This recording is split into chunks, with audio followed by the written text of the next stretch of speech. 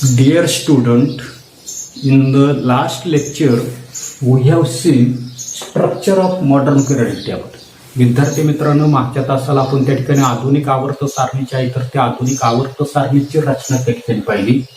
तर हा जो काही मॉडर्न पिरियडिक टेबल जो आहे तर त्या मॉडर्न पिरियडिक टेबल मध्ये 7 हॉरिझॉन्टल रोज आहेत, म्हणजे आडव्या त्या ठिकाणी 7 ओळी त्या ठिकाणी आहेत.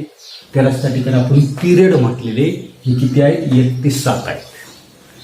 त्याच्यानंतर असणारा जो काही मॉडर्न पिरियडिक टेबल जो आहे तर त्या मॉडर्न पिरियडिक टेबल मध्ये 18 व्हर्टिकल कॉलम्स आहेत, उभे त्या ठिकाणी 18 त्या ठिकाणी स्तंभ त्या ठिकाणी आहेत. त्याला आपण त्या ठिकाणी ग्रुप म्हटलं. असे किती आहेत? 1 ते 18. त्याच्यानंतर हा जो काही एंटायर पिरियडिक टेबल जो आहे तर त्या एंटायर पिरियड टेबलची असणारे काही विभागणी जी आहे तर ते विभागणी 4 गटामध्ये त्या ठिकाणी S block, P block, D block आणि एफ ब्लॉक. आता हा जो काही एस ब्लॉक जो आहे तर त्या एस ब्लॉक मध्ये ग्रुप नंबर 1 आणि ग्रुप नंबर त्या ठिकाणी 2 त्या ठिकाणी. त्याच्यानंतर असणारा जो काही पी ब्लॉक जो आहे तर त्या पी ब्लॉक मध्ये ग्रुप 13 टू ग्रुप 18 पर्यंत त्या ठिकाणी आहे. त्याच्यानंतर डी ब्लॉक जो आहे तर त्या डी ब्लॉकला त्या ठिकाणी आपण group number 3 to group number 12 त्या ठिकाणी आहे. त्यालाच आपण म्हटलेले की त्या ठिकाणी काय म्हटलेले, ट्रान्झिशन इलिमेंट जे आहे तर ते ट्रान्झिशन इलिमेंट. त्याच्यानंतर एफ ब्लॉक जो आहे तर त्या एफ ब्लॉक मध्ये तो असणारा जो काही मॉडर्न पिरियडिक टेबल जो आहे तर त्याच्या तळाला असणारे ते काही लॅन्थेनाइट आणि ऍक्टिनाइट सिरीज जे आहे तर त्या ठिकाणी एफ खंडामध्ये त्याचा समावेश जो आहे तर तो समावेश त्या ठिकाणी दाखवलेला. पण एवढा असणारा जो काही भाग जो आहे तर तो भाग आपण त्या ठिकाणी मागील तासाला पाहिला. त्याच्यानंतर पुढे आपल्याला पाहिजे मॉडर्न पिरियडिक टेबल आणि electronic configuration of the elements. आधुनिक आवर्त सारणी आणि मूलद्रव्याचं असणारं जे काही इलेक्ट्रॉन स्वरूप की within A period the neighbouring element differ slightly in their properties while distance elements differ widely in their property.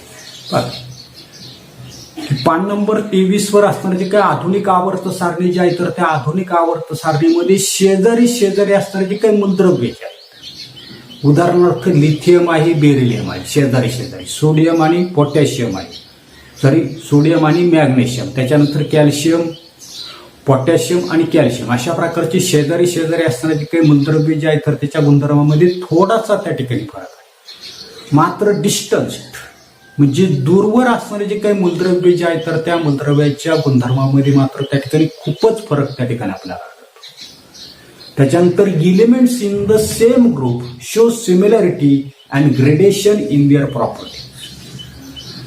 त्याच्यानंतर आपल्याला सांगितलं की एकाच गणातील असणारे जे काही मूलद्रव्य जे आहेत तर त्या मूलद्रव्यांच्या रासायनिक गुणधर्मामध्ये साधर्म्य आणि ग्रेडेशन म्हणजे प्रवणता जी आहे तर ती प्रवणता त्या ठिकाणी दिसून येत नाही.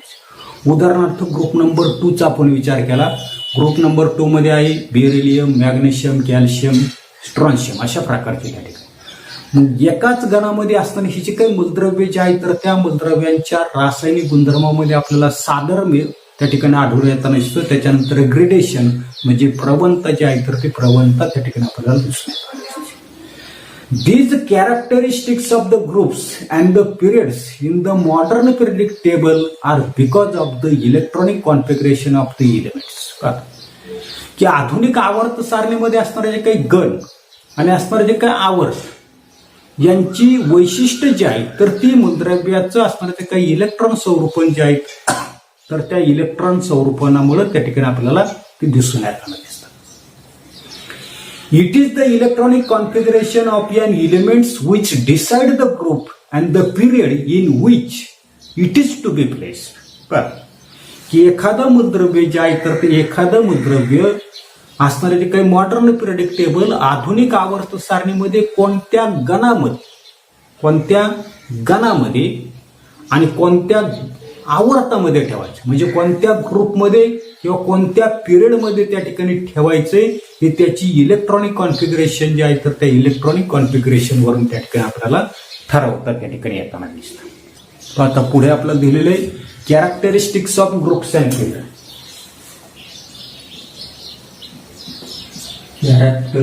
Characteristics of groups and period म्हणजे असणारा जो काही गण आणि आवर्त यांची असणारे जे काही गुणधर्म जे आहेत तर ते गुणधर्म आपल्याला त्या ठिकाणी ब्रॅकेटमध्ये दिलेले पहा. The characteristics of the groups and the period in the modern periodic table are understood by the comparison of the properties of the element. की मूलद्रव्याच्या गुणधर्माची तुलना केली असता आवर्त सारणीमधील असणारे जे काही गण किंवा असणारे जे काही आवर्त जे आहेत तर त्यांची असणारे जे काही वैशिष्ट्य जे आहेत तर ती वैशिष्ट्य आपल्याला त्या ठिकाणी समजतात. Various properties of all the elements in the group show similarity and the gradation. मागाशीच आपण पाहिलं की एखादा असणारा जो काही विशिष्ट अशा प्रकारचा असणारा जो काही गण जो आहे तर त्या गणामधील सर्व मूलद्रव्यांचे असणारे जे काही विविध गुणधर्म जे आहेत तर त्याच्यामध्ये साधर्म्य आणि प्रवणता त्या ठिकाणी आलं. उदाहरणार्थ ग्रुप नंबर 1 मधला हायड्रोजन आपण सोडून दिला. लिथियम, सोडियम, पोटॅशियम, रोबेडियम, सिशियम, फ्रान्सियम ही जी काही मूलद्रव्ये जी आहेत तर त्या मूलद्रव्यांच्या विविध गुणधर्मामध्ये आपल्याला समानता त्या ठिकाणी आढळण्यात दिसते, साधर्म्य त्या ठिकाणी आढळण्यात आलं दिसतं. Various properties of all the elements in the group show similarity and gradation. However, the properties of the element change slowly while going from one end to the other end, for example from left to right in a particular period. की डावीकडून उजवीकडे जात असताना मूलद्रव्याचे असणारे जे काही गुणधर्म जे आहेत तर ते गुणधर्म काय होताना दिसतात, क्रमानं थोडे त्या ठिकाणी बदलत जाताना दिसतात. आता उदाहरणार्थ सोडियम कडून मॅग्नेशियमकडे जायचंय, डावीकडून काय करायचं उजवीकडे जायचं. तर उजवीकडे जात असताना सोडियम किंवा मॅग्नेशियमचे असणारे जे काही गुणधर्म जे आहेत तर ते क्रमानं थोडे थोडे त्या ठिकाणी काय दिसतात, बदलत आपल्याला त्या ठिकाणी जाताना दिसतात. त्याच्यानंतरचं पुढचं आपल्याला पाहिजे ग्रुप अँड इलेक्ट्रॉनिक कॉन्फिगरेशन. हा पुढचा भाग आपल्याला दिलेला आहे ग्रुप अँड इलेक्ट्रॉनिक कॉन्फिगरेशन.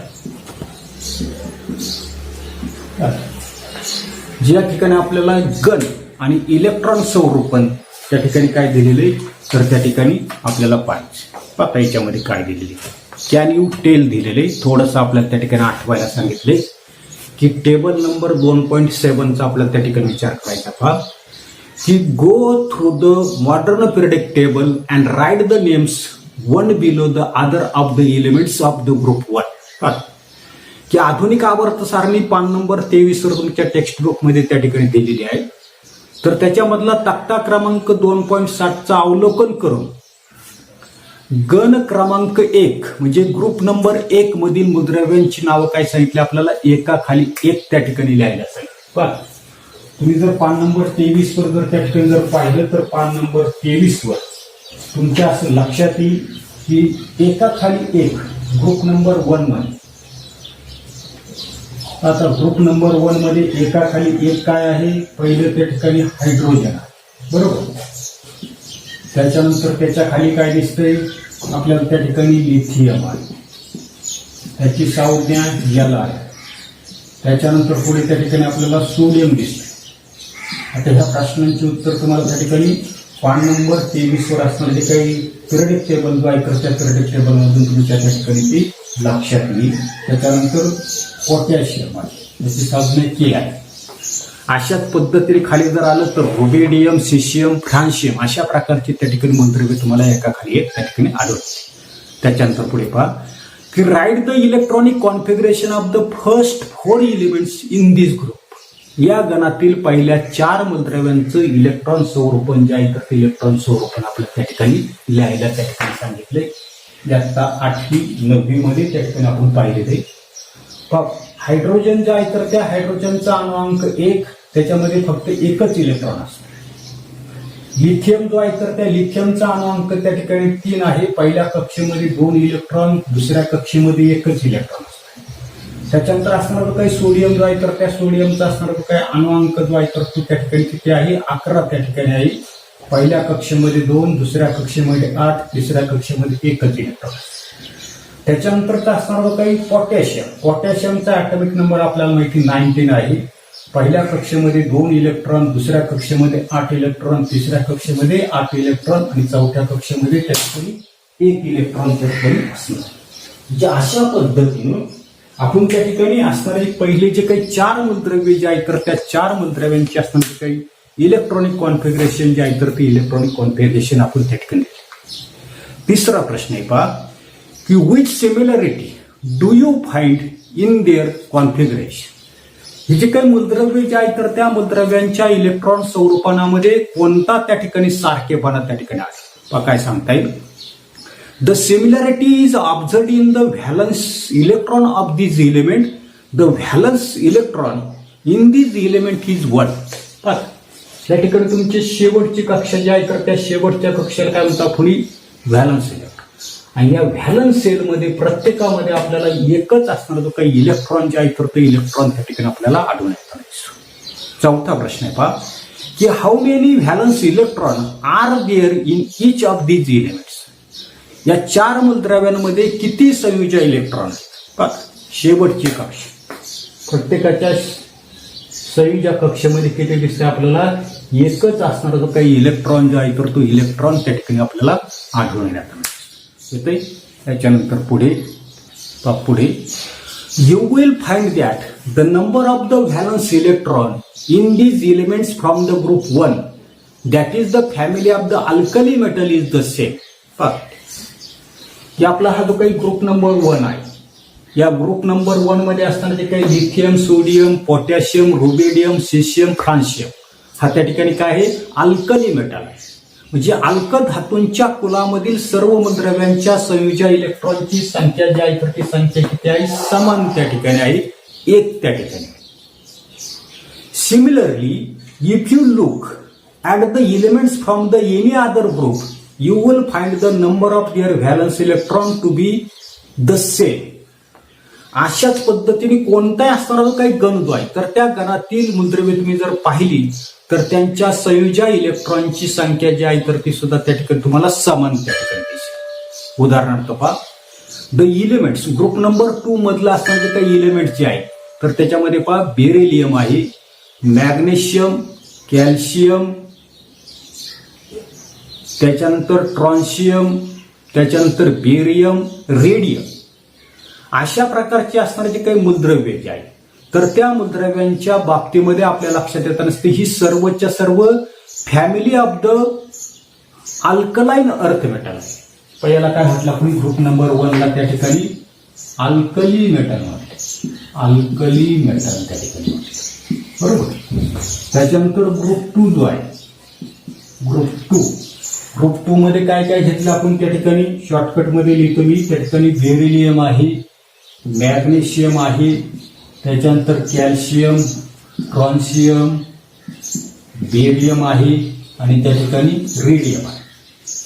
या सर्वांच्या व्हॅलन्स इलेक्ट्रॉन मध्ये त्या ठिकाणी किती इलेक्ट्रॉन आहेत तर त्या ठिकाणी 2 इलेक्ट्रॉन त्या ठिकाणी म्हणजे यांची व्हॅलन्स त्या ठिकाणी 2 आहे. आणि यांनाच त्या ठिकाणी आपण काय म्हटलेलं आहे तर त्या ठिकाणी अल्कलाइन अर्थ मेटल म्हटले. यांना काय म्हटलेले ग्रुप नंबर 2 जो आहे तर त्याचं नाव लक्षात ठेवा. दुसरं काय नाव आहे alkaline earth metal. Earth metal त्याला त्या ठिकाणी काय म्हटलेलं आहे अल्कलाइन अर्थ मेटल. पुन्हा एकदा ऐका की बेरिलियम, मॅग्नेशियम, कॅल्शियम ही मूलद्रव्ये कोणते आहेत गण क्रमांक 2 मधले त्या ठिकाणी. याला त्या ठिकाणी आपण काय म्हटलेले अल्कलाइन अर्थ मेटल म्हणजे अल्कधर्मी मृदा धातूंच्या कुलामध्ये त्या ठिकाणी बरोबर. आणि हे जर आपण जर पाहिले तर आपल्या लक्षात येताना दिसतंय की सर्वसाधारणपणे there are the 2 electrons in the outer most shell. त्याच्या शेवटच्या कक्षेमध्ये किती इलेक्ट्रॉन असतात 2 इलेक्ट्रॉन असतात. उदाहरणार्थ मॅग्नेशियमचा ॲटॉमिक नंबर किती आहे 12 आहे. इलेक्ट्रॉनिक कॉन्फिगरेशन पाहिली तर 282. शेवटच्या कक्षेमध्ये किती इलेक्ट्रॉन आहेत 2 आहेत. या ठिकाणी ग्रुप 2 अल्कलाइन अर्थ मेटलचे असणारे जे काही शेवटचे असणारे जे काही कक्षे जे आहेत तर त्याच्यामध्ये 2 इलेक्ट्रॉन जे आहेत तर ते 2 व्हॅलन्स इलेक्ट्रॉन त्या ठिकाणी.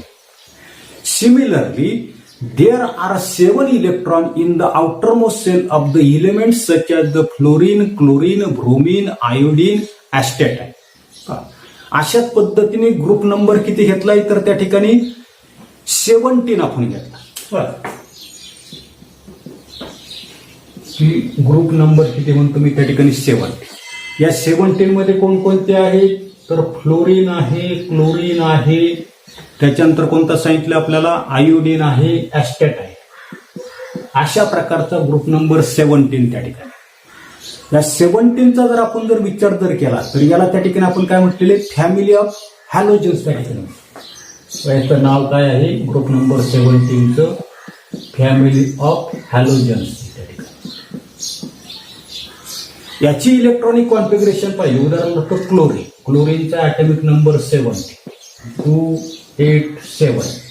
याच्या व्हॅलन्स सेलमध्ये शेवटच्या कक्षामध्ये किती आहेत, 7 इलेक्ट्रॉन त्या ठिकाणी येते. पुढे while going from top to bottom within any group 1 electron shell gets added at a time.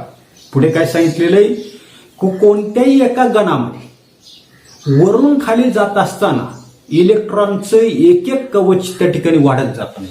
उदाहरणार्थ या ग्रुपचा आपण त्या ठिकाणी विचार करा.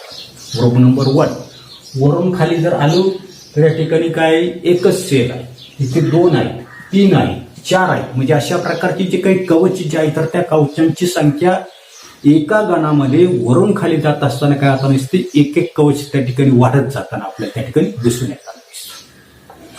From this we can say that electronic configuration of the outermost shell is the characteristics of a particular group. However as we go down a group the number of the cells goes on increase. म्हणजे याच्यावरून आपल्याला म्हणता येईल की बाह्यतम कवचाचं असणारं जे काही electron स्वरूप हे आधुनिक आवर्त सारणीतील त्या गणाचं त्या ठिकाणी वैशिष्ट्य असतं. जसं आपण एखाद्या गणामध्ये वरून खाली जात असताना आपल्याला लक्षात येत नसते, गणांची कवचांची संख्या काय वाढत जाता नसते. याच्यामध्ये 1 आहे, 2 आहे, 3 आहे, 4 आहे. म्हणजे अशा कवचांची संख्या जी आहे तर ती काय आता नसते, वाढत त्या ठिकाणी जातात. त्याच्यानंतर page number 22 Swarupa do you know दिलेले. तुम्हाला माहित आहे का की युरेनियम हॅज ॲटॉमिक नंबर 92. या ठिकाणी युरेनियम त्याचा अणुक्रमांक जो आहे तर तो अणुक्रमांक किती आहे, 92 त्या ठिकाणी. Uranium has atomic number 92. All the elements beyond uranium with atomic number 93 to 118 are the man-made.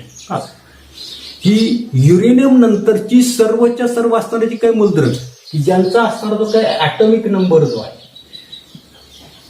Atomic number किती सांगितलं आपल्याला, 92 to 180.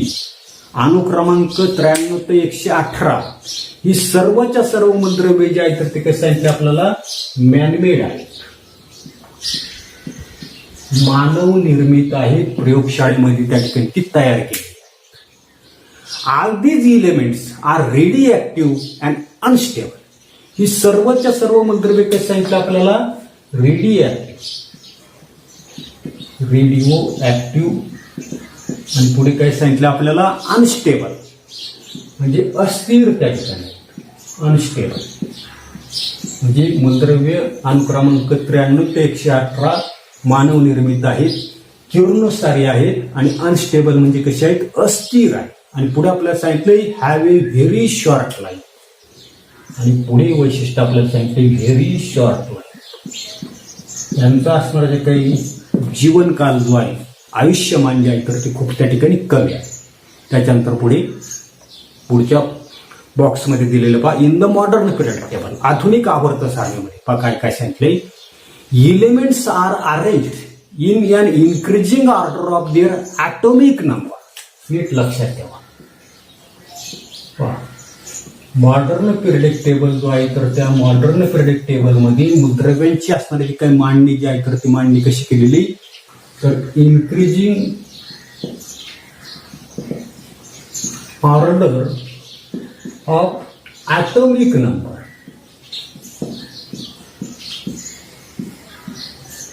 मागे आपण त्या ठिकाणी मेंडेलिव्हचा पिरियडिक टेबल पाहिला, त्याच्यानंतर प्रोबेरॅनस तिकडे पाहिजे.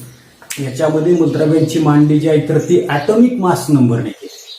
परंतु त्या ठिकाणी मॉडर्न पिरियडिक टेबलमध्ये मूलद्रव्यांची असणारी काही मांडणी जी आहे तर ती कशाच्या आधारे केलेली, तर त्या ठिकाणी अनुक्रमांक जे आहे तर त्या अनुक्रमांकाच्या चढत्या क्रमाने त्या ठिकाणी केलेली, हे तुम्ही त्या ठिकाणी लक्षात ठेवा. त्याच्यानंतर पुढे vertical columns are called groups. हे शॉर्टकट मध्ये तुम्ही त्या ठिकाणी लक्षात ठेवा.